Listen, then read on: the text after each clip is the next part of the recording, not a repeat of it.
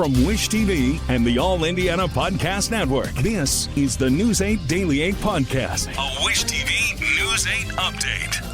Hello, I'm Jeremy Jenkins, and this is your News 8 Daily 8 Podcast for Wednesday, February 14th. We begin with I-Team 8 and Day 3 of the Elliahs Dorsey murder trial. He's accused of killing IMPD officer Breanne Leith in 2020 as she responded to a domestic dispute.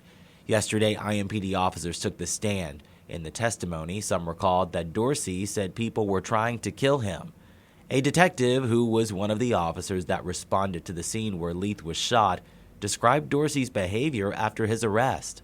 When you say struggling with Officer Morgan, what was he doing specifically? Kicking his legs and fighting, trying to turn over.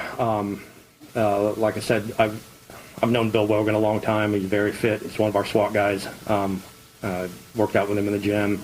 He was having trouble controlling him. So I went into the room. I had my hands free. I put Mr. Dorsey's legs in a figure 4 to try and control his movements.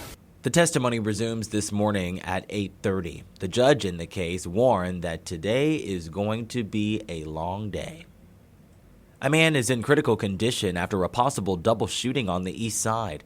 Police say it happened around 9 last night near New York Street and Sherman Drive. Officers found the victim along with shell casings in a nearby alley.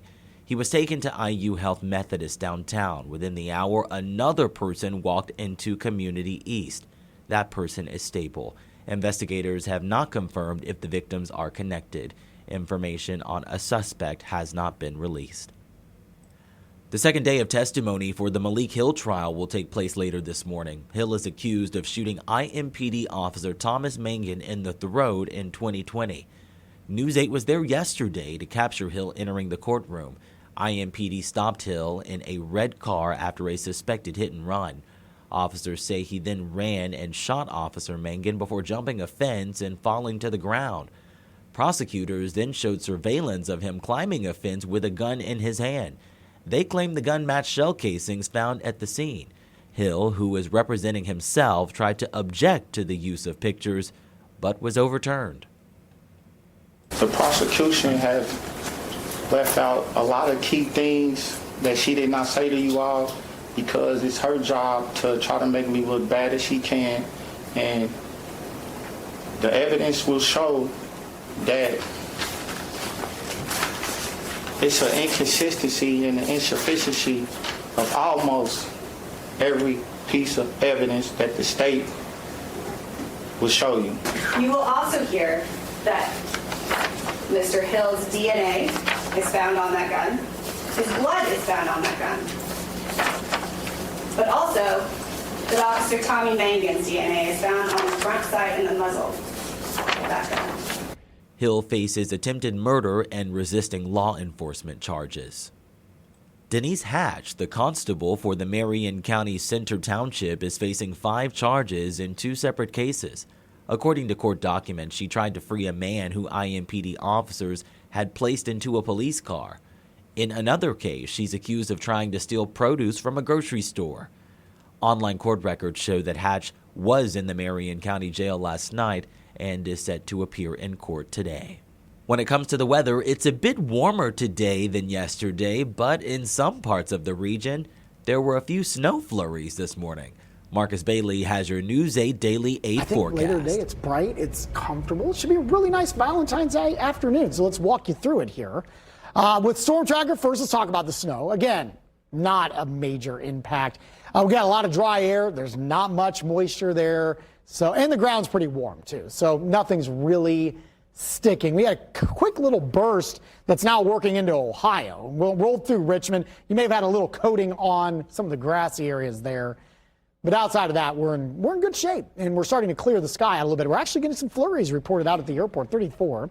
Winds are out of the east at 6 miles per hour, chills into the upper 20s. It's cold up north, lower 20s up around South Bend, Fort Wayne at 26, and middle 30s around Bloomington and Columbus here for the day today. Again, Futurecast showing not only the snow moving out, but the cloud cover moving out by around mid-morning, and the rest of the day should be very quiet and bright.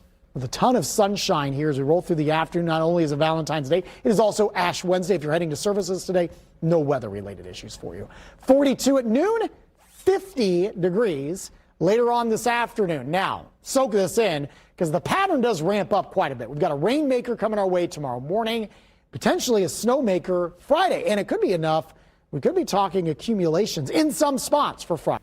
Today is Valentine's Day, and if you plan on celebrating, the National Retail Federation says this year is gonna cost you. The NRF says people will spend nearly $26 billion on gifts for their loved ones. That breaks down to about $185 per person. Catherine Cullen, the Vice President of Industry and Consumer Insights at the NRF, says many couples are looking to go all out. This year, consumers are really focusing on the romantic aspects of the holiday. They're spending record amounts on significant others and really prioritizing gifts like jewelry or an evening out. Last month, it was considered cheaper to dine out, but restaurants are now charging more to cover higher wages. We are just days away now from the NBA All-Star Weekend, where around 100,000 people will be here in Indianapolis. News 8's Hernan Gutierrez spoke to city leaders who say the economic impact could see millions coming into the city. Businesses are getting involved with the help of the NBA's All-Star Rewards program. According to a Pacers spokesperson, hundreds of local businesses have already signed up, making this year's program the biggest the NBA has put on so far. Through the incentive, participating shops and restaurants will have QR codes that visitors can scan to earn points and prizes. I spoke to one participating business preparing for a busy weekend.